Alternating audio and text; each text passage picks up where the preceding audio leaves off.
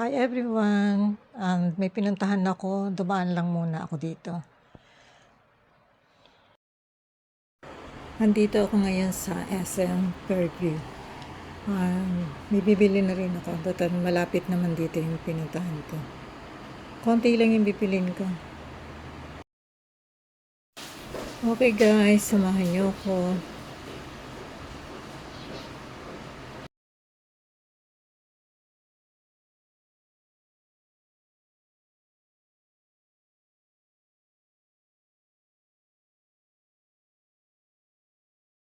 Subukan ko nga mag-bake mamaya pag uwi.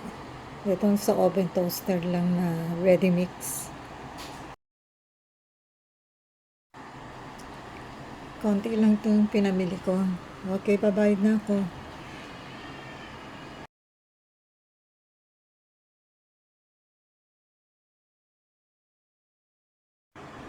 Bali, isang bag lang itong aking napamili.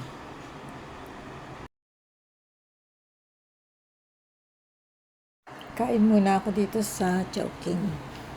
Gusto ko ng beef wonton nila. Pagkatapos nito, uwi na rin ako. Andito pa din ako sa SM Fairview. Inside the mall, may nakita akong chicken empanada. Bibili rin muna ako. So, nandito na ako sa bahay at yung mga napamili ko. Ililigpit ko muna.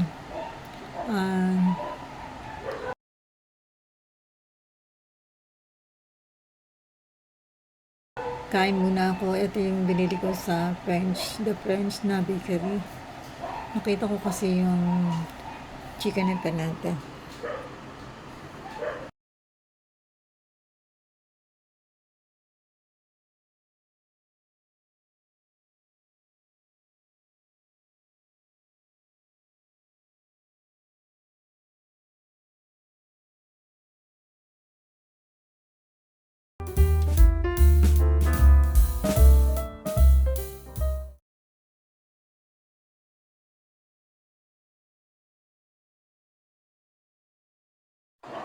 Ito yung binili ko kanina, konti lang.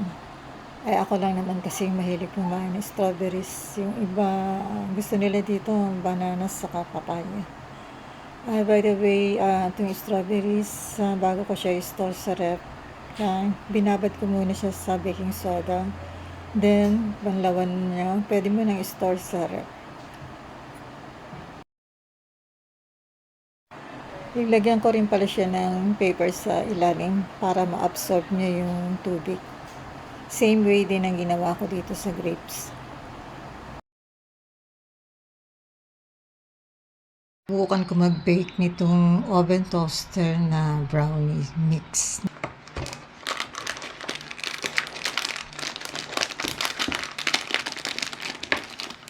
Bali, isang pack lang pala siya. Testing ko lang naman eh. Pero next time, siguro bibili ako kung okay naman yung lasa niya. Ito, isa lang siyang pa. May direction naman doon sa likod. Ayan yung mga ingredients na kailangan natin. Kailangan kong ilagay sa brownie mix. So, ang kailangan lang 4 tablespoon of butter na melt na. And 1 egg. So, ito na yung beaten egg, 1 tablespoon of water, and 4 tablespoon of butter. So, imimix ko muna itong mga wet ingredients na egg, water, and butter. Let's start with the water, 1 tablespoon, and 4 tablespoon of melted butter. Mimix lang natin yan. Tapos, ilalagay natin dun sa dry ingredients. Yung mixture ng brownies.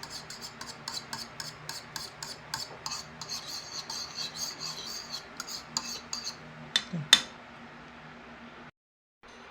Ito na yung wet ingredients natin. Yung sa brownies. Then, gradually mix the wet mixture. Huwag mo nang bigla. tunawin muna natin.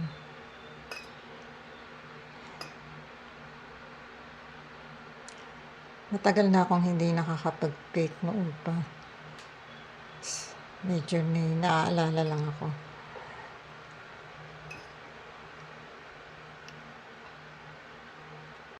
So, eto na siya. Na-mix ko na. Konti lang pala siya.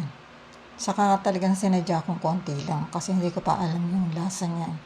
Next time, gagawa ako yung sarili ko na hindi ready mix. Ilagyan ko muna ng butter yung baking pan. Then, ilalagay ko yung mixture ng brownies. So, eto na yung nagawang mixture. Parang nag-overload yata sa butter. Tingnan natin. Manipis lang yung pagkagawa. Saka ito lang yung baking pan na meron ako yan. Nandito na. Tingnan natin, try natin what will be the result.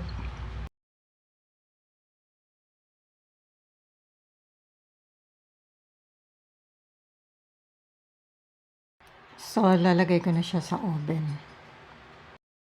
So, eto na siya. I-bake ko siya ng 10 minutes.